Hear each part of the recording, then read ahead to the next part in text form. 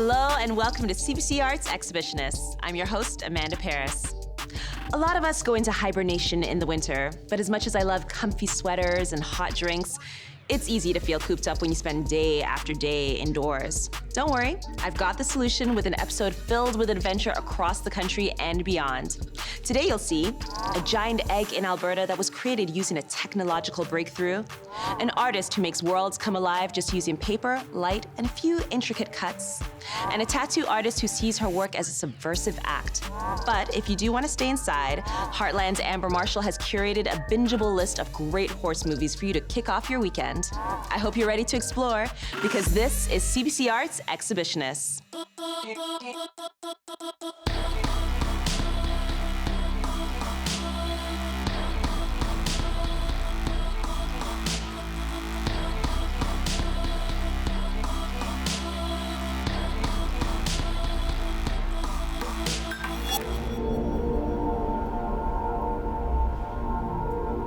I feel like no matter what I do, there's something subversive about what I do.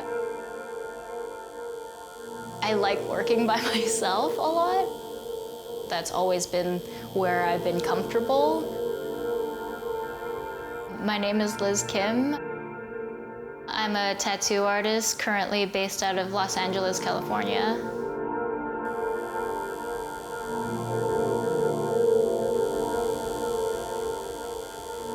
I think it was like the first time I saw a tattoo, which I was really young. I was like, oh, this is cool. Like, this is what I want to do. Hi.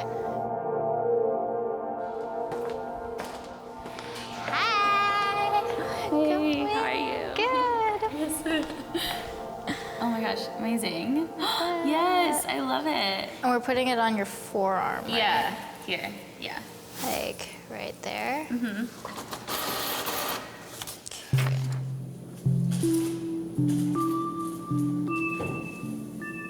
Monday through Friday, I teach little kids. It was probably inappropriate for that, but like I really want it there, so Yeah. I don't mind wearing a long sleeve to work.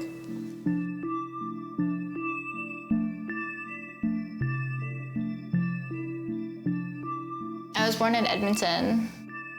I grew up in the church. It's weird. I'm like a totally different person than who I was when I lived in Edmonton. When I started tattooing, like taking on an apprenticeship, that was a rebellion against my family. And then going from the apprenticeship to teaching myself, that was a rebellion. And I've always kind of worked in like DIY spaces, and I don't think I can ever work out of like a regular shop on a regular basis, just because it just doesn't feel right to me. This is Jelly Bean. A lot of people get me to tattoo their like dogs and cats on them, which I love, because then I get like a million reference photos of their dogs. Like, yeah. I live on the line between Filipino Town and Echo Park.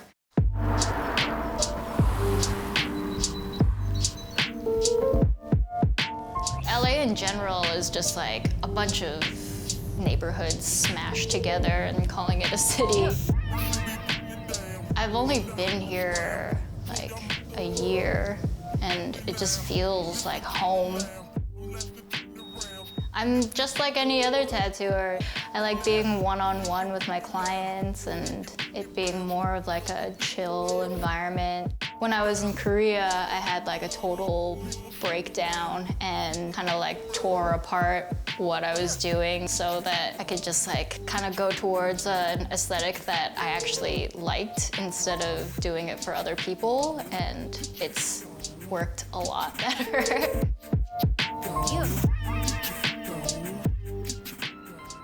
It's a pretty sweet gig to spend your days adorning people's bodies with their favorite pets.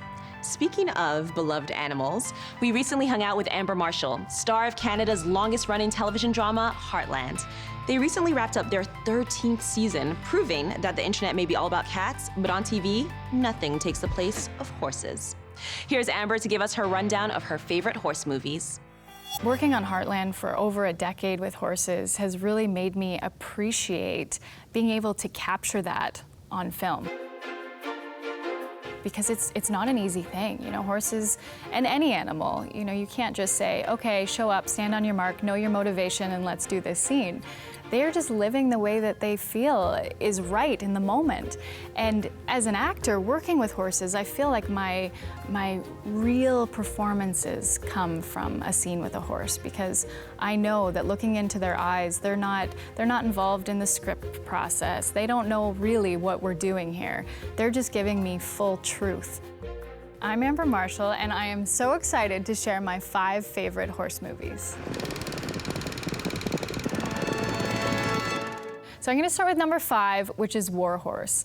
He won't obey anyone else. He won't be any good in the war neither. He shies at every sound. They just create that feeling, you know? There's Joey the horse, who starts in a very lovely relationship, and then just the hardship that he goes through throughout the movie.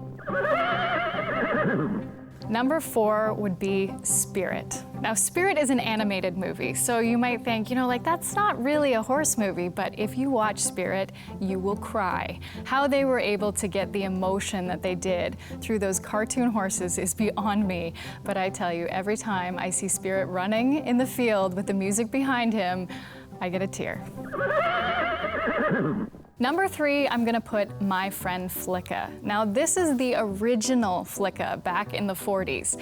And this is a movie that I watched as a child growing up. As a story, it was so heartwarming. And I remember being a child just thinking, I wish that I could have a relationship like that with a horse.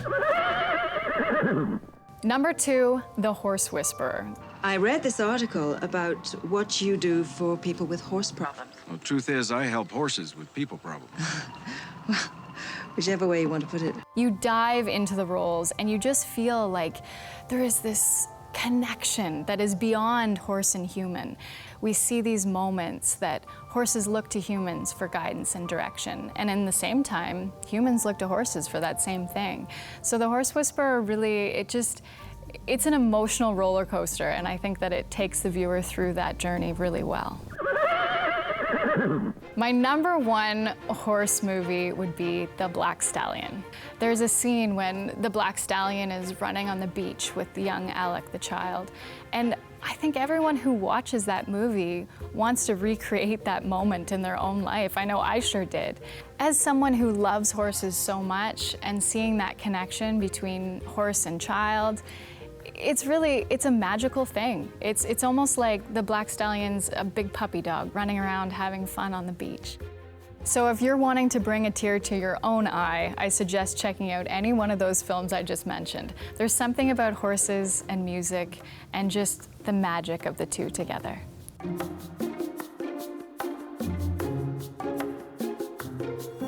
Hi, my name is Sonia Beckwith. I'm an animator based in Toronto, and I'll be your exhibitionist in residence this week. You'll be seeing some clips from my short film, The Bathers. It's a hand-drawn animation using digital software about 3 friends taking a bath in nature and taking care of each other, using some interesting rituals. I hope you enjoy.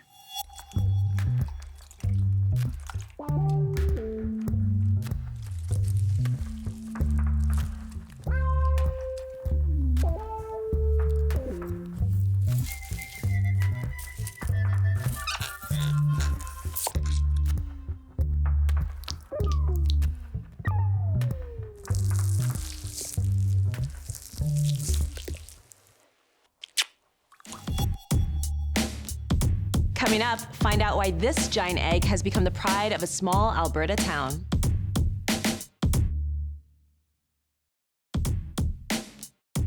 At first glance, you might just see an egg, a really big egg. But that egg has a very complex history, one that includes very complicated physics, one of the first digital renderings of a sculpture, and a royal visit from a queen. Our CBC Arts correspondent Tamara Canoe is in Vegreville to tell you about this very big thing in a very small town. Vegreville, Alberta is home to the world's largest Pysanka, or Ukrainian Easter egg. It is so beautiful that the Queen herself came to visit it back in 1978. We're here to find out just what makes that egg crack.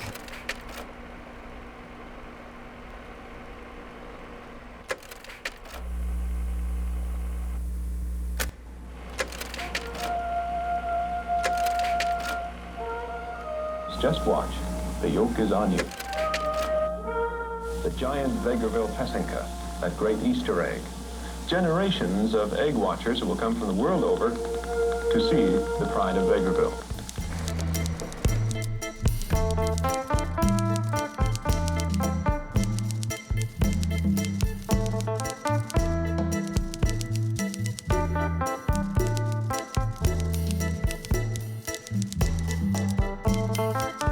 Vegreville is a town in central Alberta, and most would recognize it for its massive egg.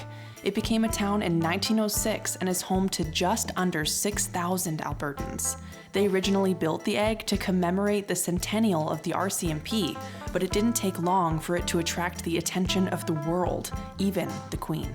Queen was giving her speech. Here's Prince Philip behind her, and there's an opening, a little opening underneath the egg. And he's looking all around, trying to figure out this egg. He says, I'm trying to figure out how this egg is going to turn. The Queen is giving her speech, and here he is, just looking underneath, not a concern. I wonder if everybody else was as blown away as I was that it's completely hollow on the inside. When Professor Resch designed that, it was a pretty important, well-researched structure. Ronald Resch was an artist and applied geometrist from the States. He specialized in the folding of paper and how the science behind it could apply to structures. His skill sets made the Vegreville Pesenka not only unique, but an achievement of 9 mathematical, architectural, and engineering firsts. Just recently, we've been able to solve this problem that I posed many years ago of how to determine the simulated geometry of the paper fold so that I can actually construct it. I'm now able to sit down in the cathode ray tube to bring in a simulation of the paper folding and to design up any sort of structural shell that we want to build. It was literally the first computer modeling of an egg ever created. This, for a monument in small-town Alberta, was celebrated nationwide. Because it was highlighted in National Geographic. Absolutely. Front page. That's incredible. Again, like the significance of that for a small town in Alberta. Where would Vegreville be without the egg? We'd be invisible. What it means to me is, as I look back on all my years of public service, I think the most meaningful years I spent were those years. I'm really proud that our local community stands out in my mind the most. And to build all those pieces and have everyone fit, that's quite an art. The intricacy of the designs must symbolize something. The golden center of the stars symbolized life itself, growth, and good fortune. And then the second one was a combination of triangles symbolizing several forms of Trinity. The egg having no end of beginning, symbolizing eternity. The design is more than a mathematical wonder. It stays true to authentic Pesenka tradition. Now that I knew what went into making the world's largest, I had to find out how the original was made. This one reminds me of something I might have attempted to make when I was younger. Young people, if they did an egg, she would love to run after the boy and give him an egg. And then he knew that she kind of liked me. That's a very ancient custom, and it still is done in Ukraine. These courting rituals have been completely lost in modern day. First you have to cover it in wax, and is that... That's right. So what you do is you heat the stylus, and then you put it into the beeswax, and anything that you put on the very first time, this will stay white. Then I will put it into the yellow dye and leave that in for 10 to 15 minutes. And after that is in there, you pick it up, dry that, and then you put on everything that you want it to stay yellow. And now you can see with all the other designs, the better an artist you are, the finer the lines and the more lines you have. It's a lot of work. In Vegreville, Alberta, there's a giant Pesenka. It's the biggest Easter egg that anybody ever saw. The question folks up there won't answer even if you beg. Where the heck's the chicken that laid that giant egg? Coming up, meet an artist who creates magical worlds that literally pop out of the paper.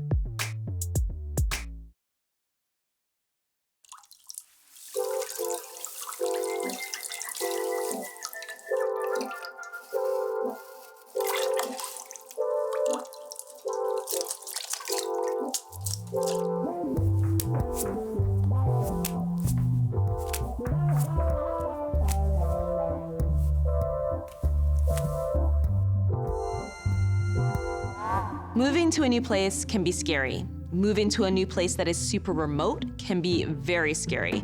For artist Kelly Pousette, she learned to conquer her fear of the dense forests around her by creating beautiful paper-cut dioramas inspired by her new surroundings. Take a look.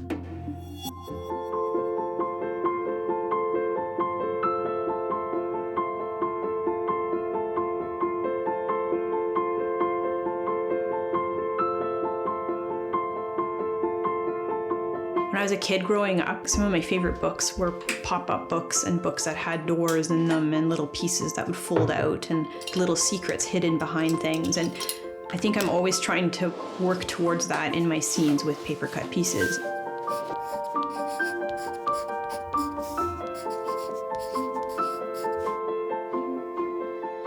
About 7 years ago, I got a book as a gift on paper-cut artists, and I was really fascinated by that art style.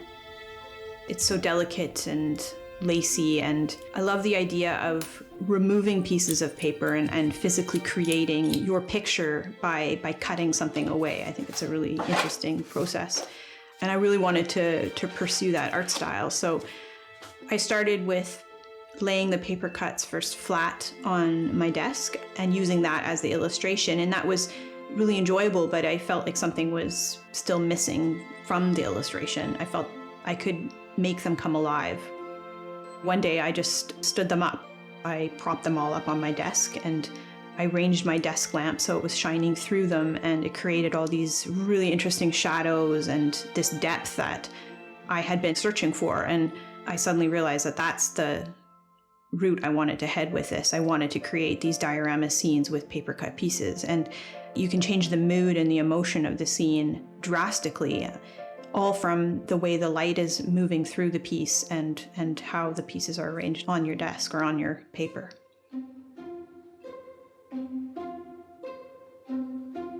I moved up north about 7.5 years ago, and my husband and I, we started hiking and snowshoeing and bushwhacking through these really dense forests, and it took me a really long time to get over my fear of the forests and of the denseness of the trees. And to help me with my fear of it, I started creating in my mind these happy forests where jolly animals lived and they all lived in harmony together. And I think that's kind of where my inspiration comes from, is I like to think of these places as beautiful, happy places, and that's kind of what I hope to create.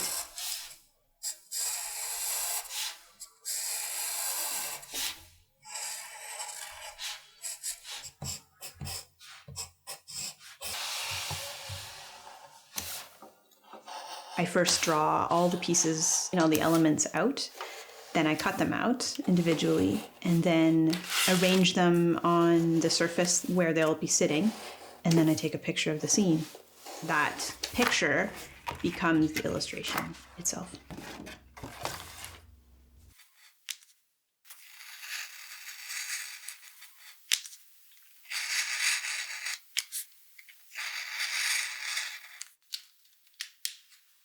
I love the winters up here. It's so beautiful. Winter really inspires me to create dioramas and paper cut pieces.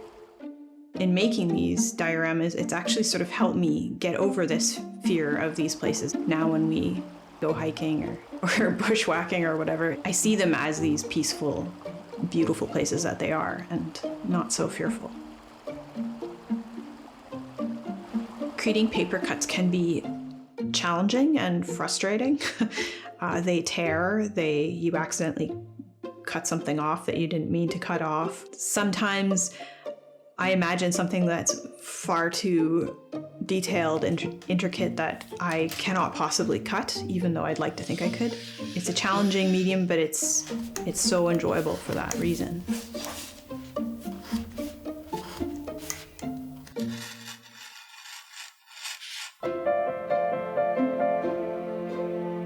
When I sit down at my desk to create a new paper cut scene, it's like all the worries I've had in the day or frustrations just sort of go away, because I'm so focused on what I'm doing, and I get so much joy out of what I'm doing that it gives me a huge amount of peace and calmness, and It's incredibly rewarding.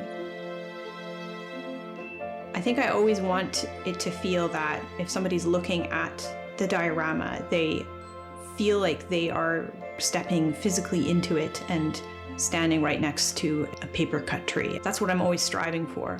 I like to think that I can bring the viewer into the picture and help them become a part of it.